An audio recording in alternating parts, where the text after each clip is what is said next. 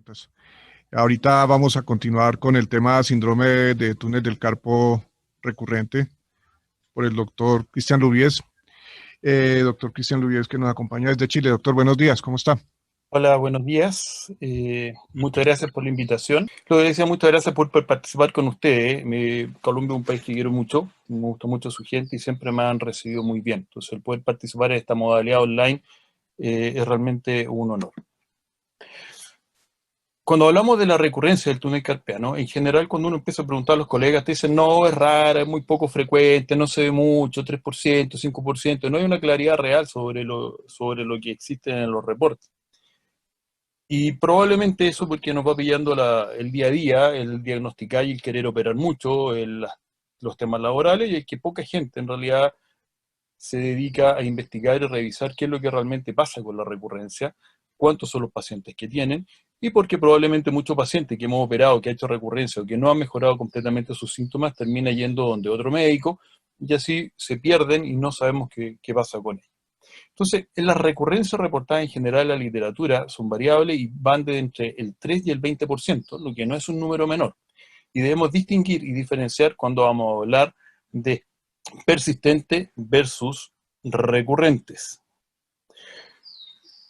Los recurrentes van a ser aquellos pacientes que tuvieron una mejoría y que, sin embargo, después de los 3 meses, vuelven a presentar sintomatología, dolor, parestesia, sensación de calor, etc.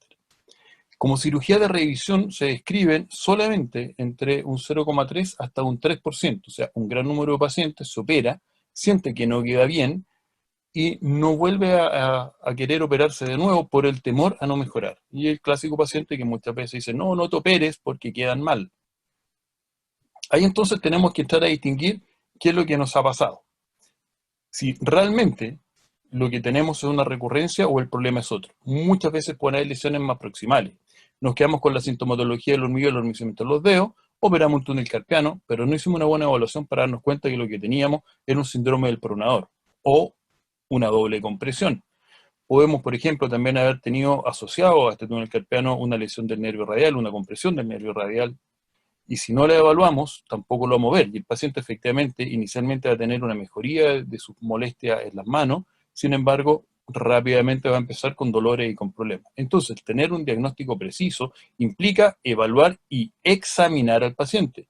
No solo saber que si le duele los dedos va a ver una electromiografía. De esa manera también, entonces, vamos a diferenciar los persistentes, que pueden estar dados por una división incompleta del retináculo flexor, que es lo más común, lesiones nerviosas iatrogénicas parciales o totales que podemos haber hecho durante la cirugía, o estar asociado a tenosynovitis y los flexores y otros casos. Por ejemplo, la artritis reumatoide, si es que no evaluamos bien la condición del paciente. Y así entonces, la recurrencia propiamente tal va a estar dado principalmente por problemas asociados a la cicatrización, a la fibrosis que se nos da alrededor del nervio, que se adhiere con la piel, si hicimos un abordaje muy central y nos quedamos con este retináculo y el nervio interpuesto. En las diferentes publicaciones, entonces, hay casos que varían 20, 50, aquí un caso de nosotros se presentan 200 pacientes para evaluar, y se vio que en aquellos que han tenido una liberación incompleta del flexor, si se vuelve a tener una cirugía, se benefician sobre el 89% de los casos, llegando a tener un 84 pacientes satisfechos. En las neuropatías por tracción, un 60% tiene beneficios reales con la cirugía. Y en un túnel carpiano recurrente real, el beneficio de una nueva cirugía llega a un 87%. Lesiones nerviosas, 55%. Y claro, porque ahí también va a depender de cuánto logra recuperar el nervio, cuánto logra reinervar, la capacidad técnica que tenemos de poder reparar, la edad del paciente y las condiciones sobre las que se van a trabajar. En diferentes estudios, ¿no es cierto? Si queremos ir a buscar, siempre se ha discutido. Hago el túnel carpiano endoscópico o lo hago abierto. Yo la verdad es que lo aprendí en el Instituto de la Mano con el doctor Matulán, con Gilbert, Leclerc y todo su equipo hace muchos años, y lo hago siempre endoscópico. Me fabriqué mi propio set, diseñé mi propia técnica, dado los costos iniciales que me significaban acá en Chile. Y me ha ido bastante bien. Y eso me hace que no me cambie y mantenga la cirugía abierta para algunos casos de excepción, como voy a mencionar después. Pero si vamos a comparar directamente, vemos que en la endoscopía, donde uno tiene todo este canal libre, las recurrencias están planteando alrededor de un 2%, y en el mini open, no la cirugía amplia, el mini open, que hace mucha gente, la recurrencia es algo mayor. Claro, no estamos viendo la extensión completa del retináculo y eso puede hacer que se nos pasen cosas o que no podamos abrirlo completo o evaluar las sinoviales y otras estructuras. Así entonces, en los diferentes casos de pacientes reintervenidos, lo mayor encuentro siempre esta liberación incompleta, o sea, habrían sido síndrome de túnel carpiano que no se lograron solucionar realmente el problema y tuvo una mejoría parcial por esta liberación parcial del canal. Lo más común en las recurrencias reales son abundancias de tejido cicatricial, pudiendo también haber habido relaciones hacia sangrado. Si hubo una lesión, por ejemplo, del arco, podemos tener un hematoma y ese estar significando la compresión del nervio o haber favorecido la adherencia y la fibrosis por el mismo efecto. En aquellos pacientes que se van a reintervenir, tenemos que estar atentos a esta, comilla, etiología. Tenemos que ver que si efectivamente el problema era una liberación del retináculo que había sido incompleta, bueno, reintervenimos, abrimos el retináculo completo, nos aseguramos que este nervio esté impecable, una neurolisis externa, yo no soy amigo de la interna, que no haya otros efectos secundarios, pero debiera ser suficiente. Sin embargo, cuando tenemos mucha fibrosis, como estamos hablando de esta recurrencia, debemos considerar combinar esta neurolisis que vamos a hacer, que tiene que ser detallada, bien minuciosa, con algún otro tipo de procedimiento que nos pueda disminuir la recurrencia de la fibrosis en la zona. Ahí entonces se han propuesto interposición de diferentes biomateriales, de siliconados de diferentes tipos, realización de algunos colgajos locales, por ejemplo, grasos, hipotenares, o utilizar bandas de la fascia local, ya sea peritendínea o del palmari, y si la movilización temprana, o sea, hay que mover esa que uno operaba al paciente, lo dejaba con un yeso 2, 3 semanas, un mes, favorece claramente la fibrosis y ayuda más el tener movimiento de todos los dedos, no ir a hacer fuerza, pero sí asegurarnos que la estructura dentro del canal se puedan deslizar suavemente y evitar entonces que se vuelvan a adherir. El canaleto probablemente era una de estas técnicas de interposición que también estuvo bastante de moda y se sigue usando en algunos pocos lugares.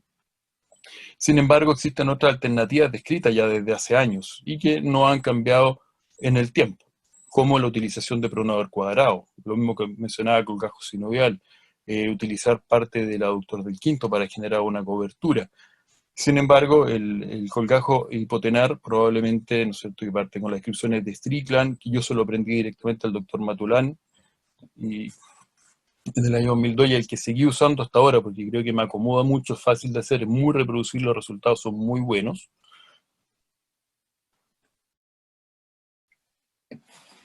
Pacientes que se han operado, que se han hecho este tipo de colgajo, este tipo de flap, ¿no es cierto?, que se va a ir a interponer entre las dos aletas del retináculo para evitar que este retináculo se vuelva a unir, se vuelva a formar y mantener además un acolchado sobre el nervio,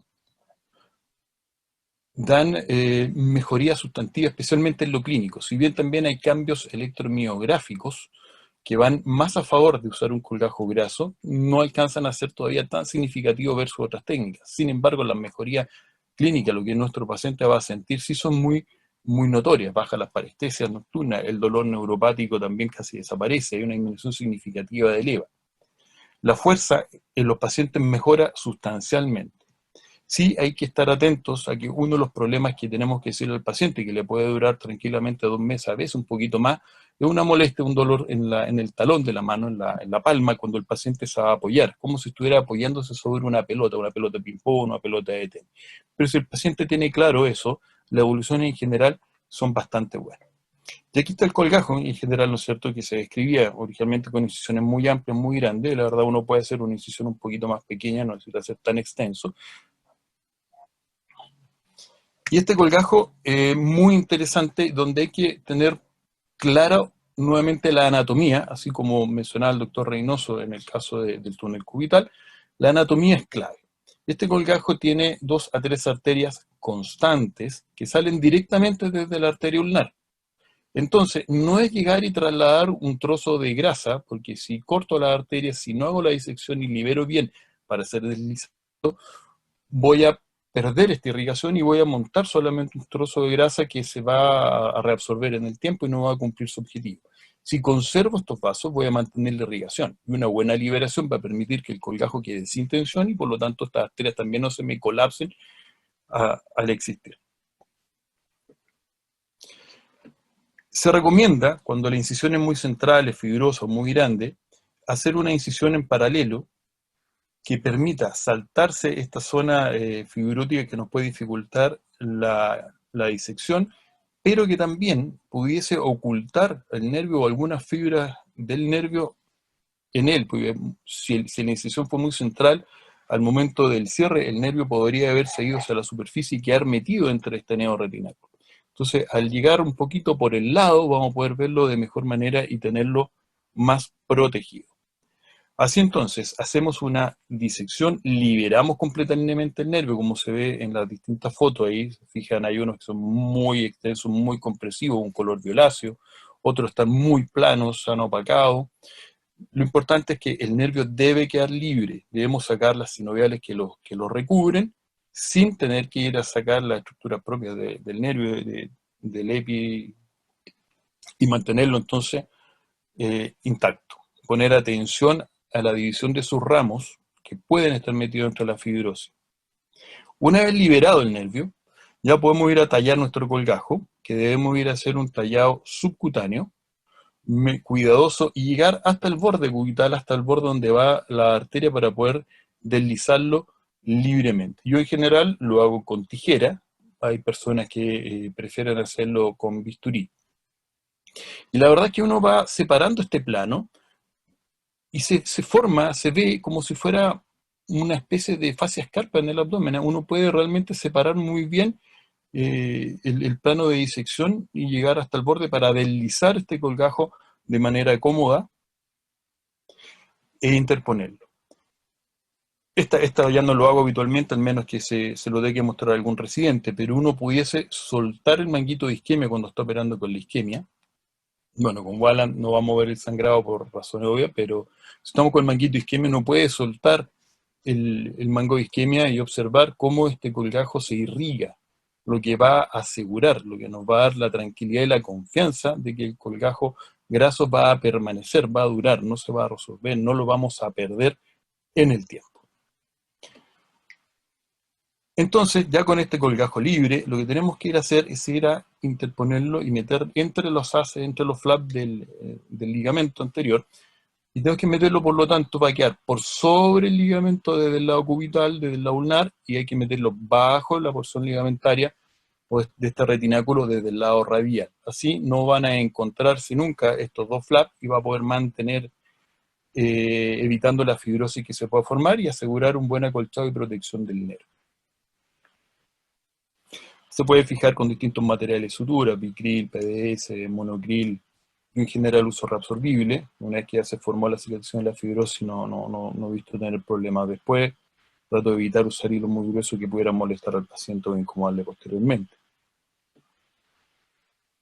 Aquí entonces vemos como ya está cubierto, el nervio queda bien protegido, incluso en una imagen tardía de resonancia que el paciente se hace por otro motivo después, vemos como el colgajo graso persiste en el tiempo y se mantiene ahí vital.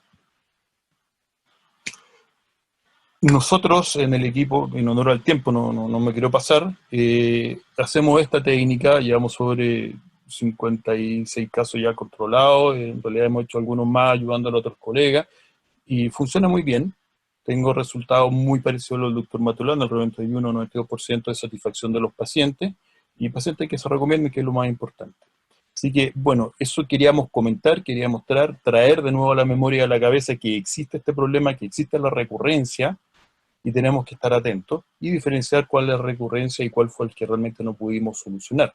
Y si tenemos esta recurrencia, me parece a mí que este colgajo es una excelente opción y oportunidad, cuidando los tips y manteniendo la disección anatómica que nos permitan entonces asegurar la vitalidad en el futuro. Muchas gracias por la atención y bueno, las preguntas que necesiten las podemos responder en su momento. Bueno, doctor Lubies, muchísimas gracias. Una muy excelente conferencia.